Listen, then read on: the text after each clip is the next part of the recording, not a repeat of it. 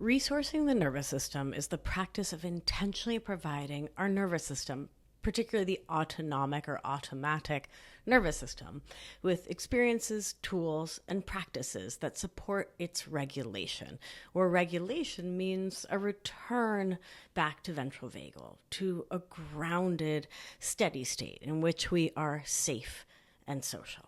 The nervous system, particularly in times of stress, distress, trauma, or emotional overwhelm, tends to shift into survival modes like fight, flight, freeze, or fawn, making it difficult for us to feel safe, grounded, and connected. Resourcing offers us the opportunity to give our nervous system what it needs to return to a state of balance, ease, and safety. When we talk about resources, we're referring to anything that helps create a felt sense of safety and connection in the body. These can be internal resources, such as our breath, somatic awareness, grounding techniques, orienting, or external resources like a trusted relationship, comforting environments, rituals like a warm bath, favorite scents, a crystal or a stone you might reach for. I reach for my rings to ground me and bring me back into the presence. And of course, connection with Pachamama, our earth mother, with plants, with pets, with other animals can bring us back home to ourselves. Essentially, resourcing is about reminding the nervous system that we are not in danger in this precise present moment.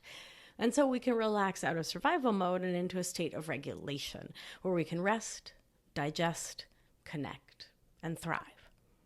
So why do we want to resource the nervous system? Well, one, it supports regulation. So our nervous system is constantly responding to internal and external stimuli. When we resource it, we give it the chance to settle, to recalibrate, helping to prevent long-term or chronic dysregulation that can lead to chronic stress, anxiety, burnout, and the whole painful cascade of mental, emotional, and physiologic symptoms that come from being in dysregulation. 2, resourcing expands our window of tolerance or capacity in our nervous system. And it does that by giving us more options and more flexibility. So let me back up. The window of tolerance or capacity is the range within we can experience emotions, stressors, challenges, and challenges can be like stress, frustration, anger, disappointment, but it can also be joy if that's like too much for your nervous system. So your window of capacity is how much of any of that you can tolerate without becoming overwhelmed. So with a wider window, we can bend. Like the Buddhists talk about bamboo in the wind, right? Being flexible. We can navigate life's ups and downs without spiraling into fight or flight, sympathetic activation, or shutdown, dorsal vagal collapse, or disconnection. 3, resourcing enhances our emotional resilience. So a well-resourced nervous system is more adaptable. It's better equipped to handle the emotional, mental, and physical challenges that come our way. And it helps us return to a regulated state faster after we've been triggered. 4, it improves connection. When we are resourced and regulated, we're more capable of engaging in meaningful, authentic connection with ourselves and with others. The nervous system's ventral vagal state, the state associated with safety, social connection, calm, is what allows us to feel truly connected and open with others and ourselves. And the more we are resourced and resourcing, the more we come into ventral vagal. 5, and this is no small potatoes, it helps to prevent burnout. So constantly operating from a dysregulated state puts immense strain on the body and mind.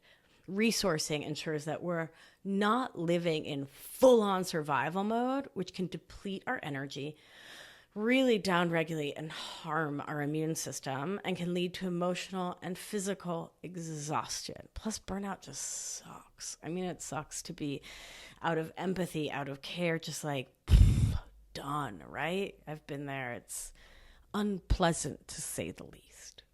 In the context of emotional outsourcing, our codependent, perfectionist, and people-pleasing habits, resourcing the nervous system is vital because when we're dysregulated, we're far more likely to source our wants and needs outside of ourselves, to rely on external validation, approval, soothing to feel okay, to feel safe enough. In emotional outsourcing, the habit of looking outward for our emotional needs stems from an inability to self-regulate effectively, meaning we're constantly seeking other people's reactions that tell us if we are in fact safe, loved, accepted.